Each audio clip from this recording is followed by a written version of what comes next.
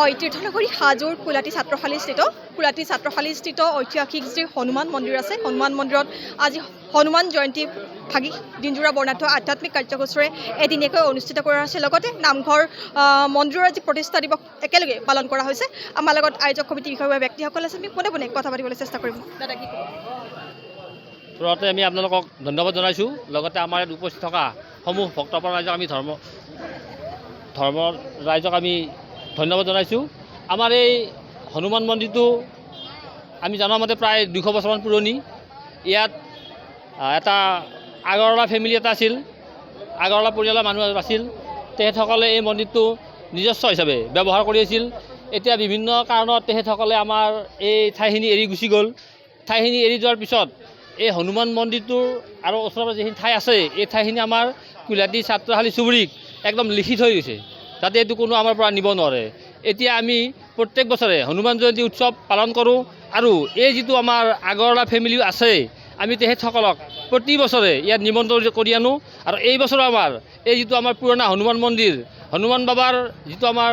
বিগ্ৰহ আছে এই বিগ্ৰহটো আমি নতুন মন্দিৰত প্ৰতিষ্ঠা কৰিছোঁ লগতে আমি মন্দিৰৰ প্ৰাণ প্ৰতিষ্ঠা কৰিছোঁ আৰু এই আটাইখিনি কাম আমি সেই মাৰলী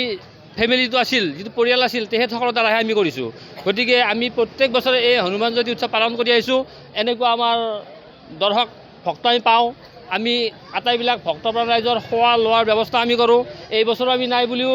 6-7 হাজাৰ মানুহ আমি পাইছোঁ ভক্তপ্ৰাণ ৰাইজ পাইছোঁ আমি এতিয়াও খোৱা বোৱাৰ ব্যৱস্থা কৰিছোঁ ঠিক এনেকুৱা ধৰণে আমি প্ৰত্যেক বছৰে ধৰ্মীয় অনুষ্ঠানবিলাক কৰি আহিছোঁ গতিকে এই অনুষ্ঠানটোত আমাৰ সমূহ ৰাইজে আমাক সহায় সহযোগিতা আগবঢ়ায় সেইকাৰণে আমি আমাৰ সমূহ ৰাইজৰ ওচৰতো আমি আমাৰ আয়োজক কমিটি ধন্যবাদ জ্ঞাপন কৰিছোঁ আৰু যিসকলে আমাক দান বৰঙণি দি আমাক উৎসাহিত কৰি আছে আমি তেখেতসকলক ধন্যবাদ কৰিছোঁ গতিকে আমি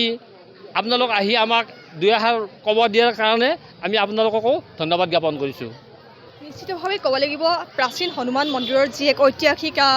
এক অৱদান আছে যি এক ইতিহাস প্ৰসিদ্ধ এক অৱশিষ্ট আছে তেওঁ সেই বিষয়ে বিতংভাৱে আমাক জনাই দিছে আৰু এক আধ্যাত্মিক কাৰ্যসূচীৰে ধূপ-দীপ দেৱৰ দৰে ভগৱান হনুমান বজৰংবলী বাবাৰ শ্ৰীচৰণত সকলোৱে আশীষ লোৱা দেখিবলৈ পোৱা গৈছে আমি সমূহ কাৰ্যসূচী ভিডিঅ' জাৰ্নেলিষ্টগৰাকীক দেখুৱাই যাবলৈ অনুৰোধ জনাইছোঁ আমাৰ সমগ্ৰ নাগাৰ নামৰ দৃশ্য অনুষ্ঠিত কৰা হ'ব